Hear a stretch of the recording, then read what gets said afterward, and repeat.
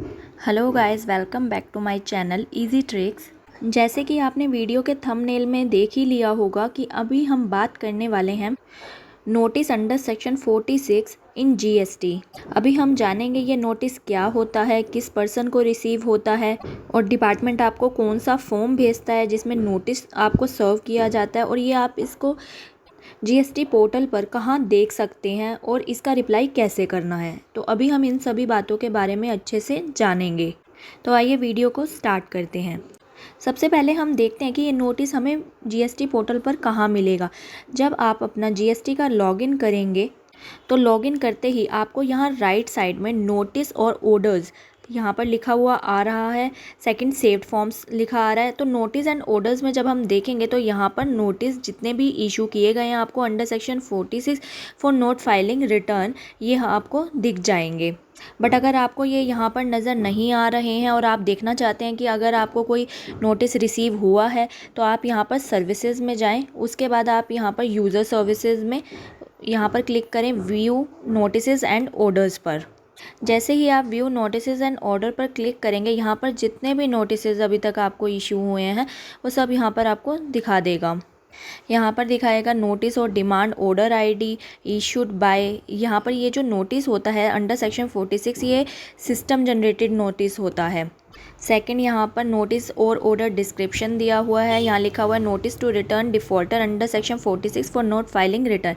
ये जो notice serve करता है डिपार्टमेंट, ये पहली बात तो ये सिस्टम जनरेटेड नोटिस होता है। जब भी कोई पर्सन अपना फॉर्म 3B यानी कि GSTR 3B टाइमली फाइल नहीं करता है तो उस केस में सिस्टम बाय डिफ़ॉल्ट एक नोटिस जनरेट करता है और टैक्स पेयर को ये सर्व करता है।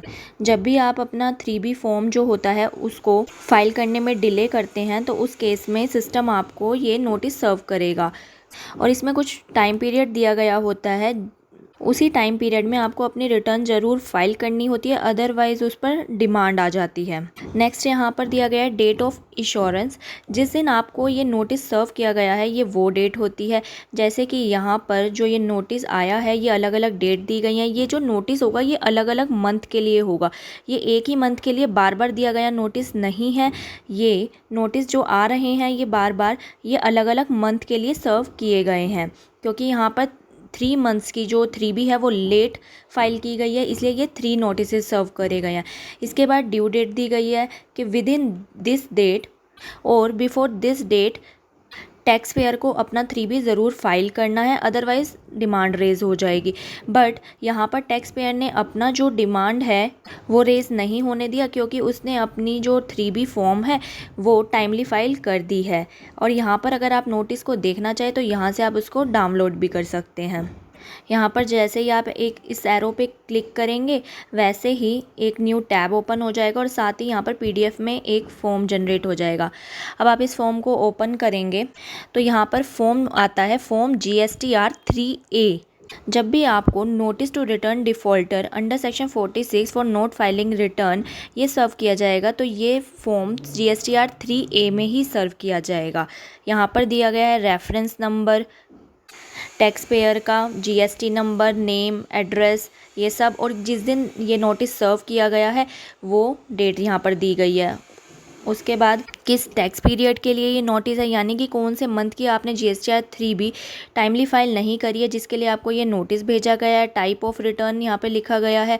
इसके बाद यहाँ पर लिखा गया है being a registered tax payer you are required to furnish return for the supplies made और received and to discharge resultant tax liability for the aforesaid tax period by due date. It has been noticed that you have not filed the said return till date. ये जो point होता है ये mostly common ही रहता है सभी tax payer के लिए, जिसमें ये बताया जाता है कि आपने ड्यू डेट तक अपनी रिटर्न को फाइल नहीं किया है और साथ ही आपने जिस डेट को ये नोटिस सर्व हुआ है तब तक भी आपकी GSTR 3B फाइल नहीं हुई है। सेकेंड पॉइंट यहाँ पर दिया गया है you are therefore requested to furnish the said return within 15 days following which the tax liability may be assessed under Section 62 of the Act based on the relevant material available with this office. Please note that in addition to tax so assessed, you will also be liable to pay interest and penalty as per provision of the Act. यानी कि इस notice के through आपको 15 days का time दिया गया है, जिसमें कि आपने जो रिटर्न फाइल नहीं किया टाइमली उसको अभी आप फाइल कर दो और साथ ही जो भी आपका टैक्स बनता है वो भी पे करें और साथ में इंटरेस्ट और पेनल्टी जो भी एज़ पर प्रोविज़न बनती है उसको भी आप ज़रूर पे करें। नेक्स्ट पॉइंट में दिया गया है, please note that no further communication will be issued for assessing the liability.